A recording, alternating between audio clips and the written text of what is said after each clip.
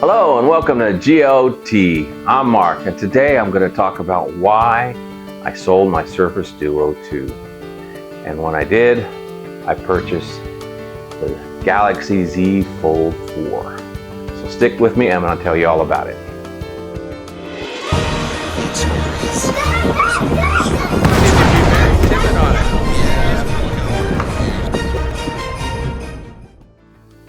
I'm going to give you a little bit of background on myself and devices that I used. I have been a Note user for many years. I think since the Note 4. And I went all the way through the 7 and the exploding one, had to return it. They gave me a new one and then I had to return the second one. Oh, that was just heartbreaking. And then I believe I got the Note 8 and I didn't like it as much. And then I finally ended up at the Note 20. You know, they did a big jump, called it the Note 20. And I really did like that phone quite a bit, the pen being inside it and everything else.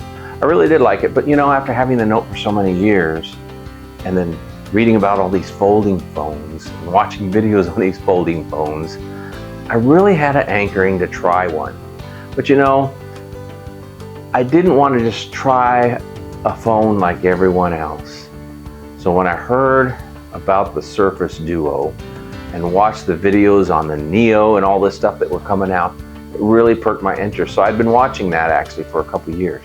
And they finally come out with the Surface Duo. Now, I did not jump on that right away, thank goodness. You know, I watched the videos and watched everybody talking about it and watched all the woes about the device, but it still looked cool and everybody really liked the hardware of it. And it was something that I thought that I could possibly enjoy.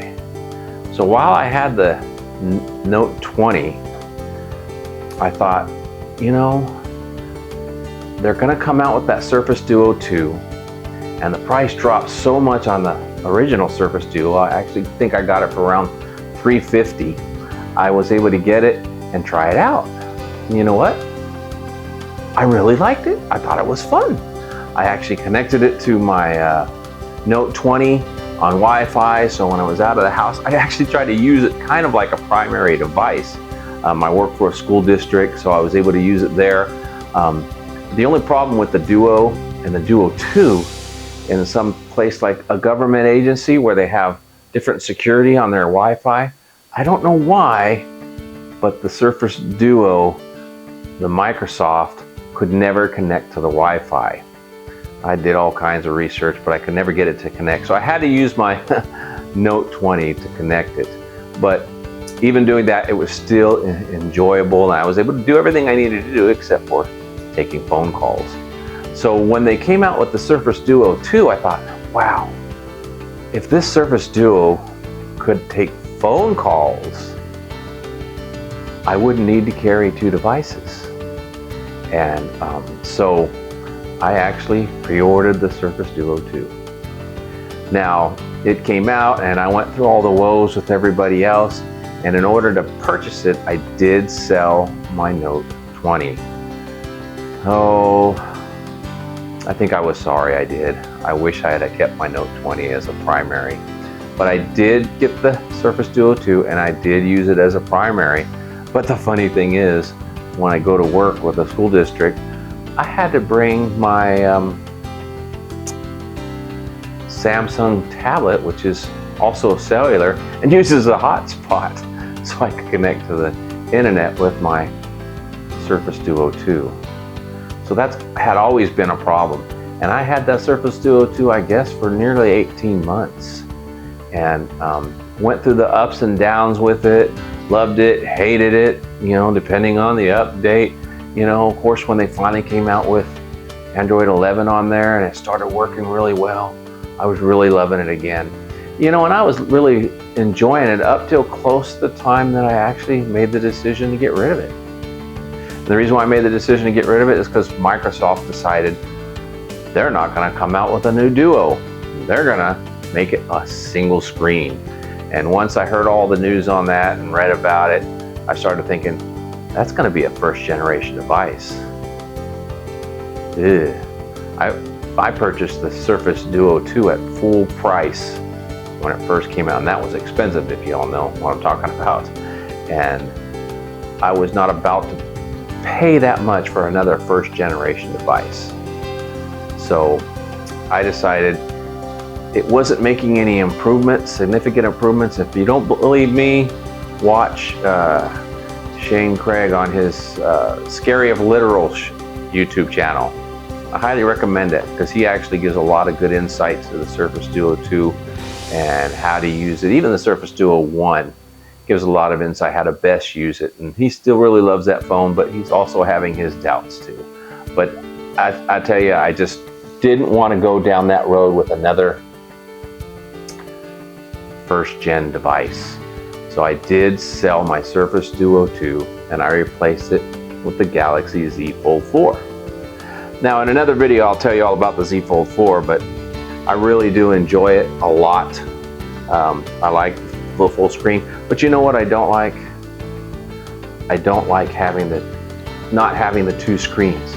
I really enjoyed the two screens. Also, the size of the Surface Duo, the screen size, I really enjoyed it. I didn't mind it being a little boxier when you're using each screen. When you split screen on this, the screens are they're not anywhere near as large as the two screens on the Surface Duo. And of course, when you maneuver around through it, if you watch other videos, you find it doesn't maneuver quite as seamlessly as the Surface Duo. I do miss the Surface Duo 2, and because of that, I found a great deal on the Surface Duo 1, so I'm excited about that. I purchased one, and I got one in mint condition in the box for a couple $100, and it'll arrive here shortly. So I'll continue to do some more comparison videos with the Surface Duo 1 because I think it works great as a secondary device, as a smaller tablet, and I can link it up with Samsung Galaxy Z Fold 4. I know it seems kind of monotonous not monotonous, but duplicating, having two large screen devices, but I really do enjoy the Surface when I multitask. So as you can see, I'm real excited about getting that Surface Duo 1. I'm looking forward to having that two screen again and multitasking. Now with that device, I'm also going to go ahead and do more comparisons with the Samsung Z Fold 4. That's a mouthful. And other devices that I'm going to get in the future. I'm also looking at that Google Fold or Pixel Fold or whatever you want to call it. I'm excited about that one coming out. So we'll see how all that compares, and I'll continue to watch the Microsoft and as it progresses. I will not get the first gen full screen Duo Fold or whatever they're going to call it. I will wait for the second gen, maybe even the third, if they even get that far, but I have my doubts. Microsoft's got a lot to learn about supporting and making that device more compatible with other devices, such as the cameras, keeping updated software, and things of that nature. They do seem to want to fall behind a little bit, and that's saddening. So anyway, back to the good stuff. Before I end this video, I do want to tell you what I paid for this device, this Z Fold 4, because I did get a really excellent deal, and I want to tell you how to get the excellent deal on any used device. All my phones, a lot of my electronics, most of my electronics, I buy used. And the reason why is because you save an awful lot of money, and if you do your due diligence, you can get an excellent deal. So as far as this phone goes, did I get what I wanted out of the Z Fold or the Surface Duo 2? Not by any long shot. As you can remember, the price reduction of the Surface Duo 1 dropped so much, guess what? The Surface Duo 2 dropped as well. And I had the 256 gig storage one. So I had the higher end one, but the price on it dropped as well. And it was an unlocked device. I didn't get nowhere near as much as what I'd like to have gotten for it. I believe I only got $670 for it.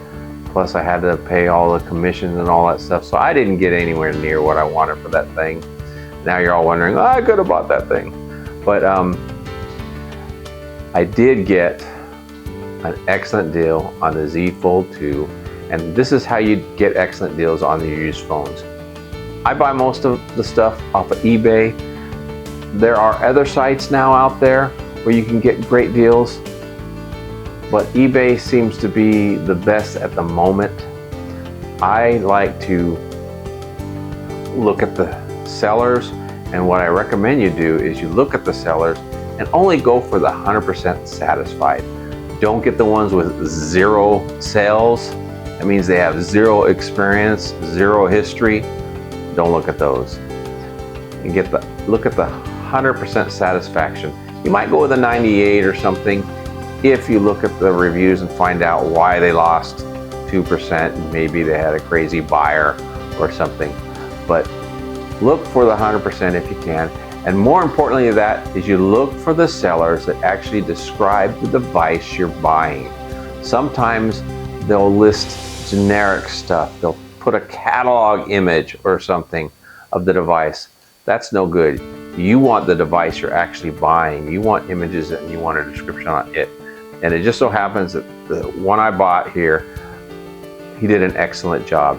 He put on there the description of the device. He let me know that has no scratches on the outside screen, the inside screen, the screen protectors were in mint condition. The device itself was never dropped, was in mint condition. Also told me that it came with the OEM case. You know, it has the kickstand case that Samsung sells or gives away with this phone when it was originally bought. He was the original owner, so I'm sure he got this case for free. I really like it. The kickstand comes off. You could put a pin holder on there instead if you want. I don't care for that because it's bulky and I don't want it bulky. I want it as thin as possible. And since I mentioned it, the pin, it also came with 2 pins. He sold me 2 pins with it. These pins, or pencils or whatever you want, stylus, whatever you want to call it with Samsung. One came with it that was green like the phone. It's the dark green color phone. And he also gave me a black one. I got $250 worth of accessories. If you add up the cost of the pins and the 3 cases that I got with it, that's $250. I got that. I got the phone just over $1,000. Yes, you heard me right. This is a 512 storage phone and I got it for just over $1,000. The phone new was over $2 grand. I priced everything out and it was like $2,350 to get everything separately. Even today, when I purchased this, it's a 6-month-old phone and I got a really good deal on it. You can look for those, you can get those deals yourself. Now, one additional thing that I want to talk about with this phone is all phones that I buy, I get a belt loop case. I don't like sticking phones in my pocket. You can scratch them up with your keys, change in your pocket, anything. I just don't like doing that and pulling them out. That's just crazy. If it's too tight, big bulge in the pants, I don't like it. Go with a belt loop case. This thing I got off of Amazon. It's really nice. I'm hoping it's focusing, and I'm sorry if it's not.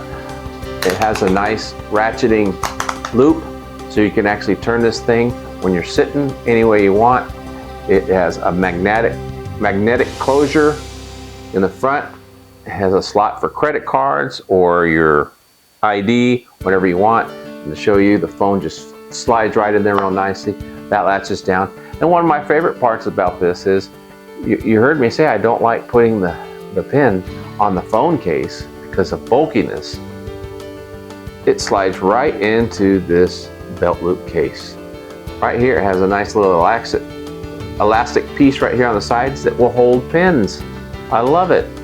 Now, to make it a little tighter, I did do some stitching. When you're an old guy, you learn how to stitch. So, actually, I learned how to sew way back in my military days. But I put some stitching in here to make it a little tighter, and it works beautifully.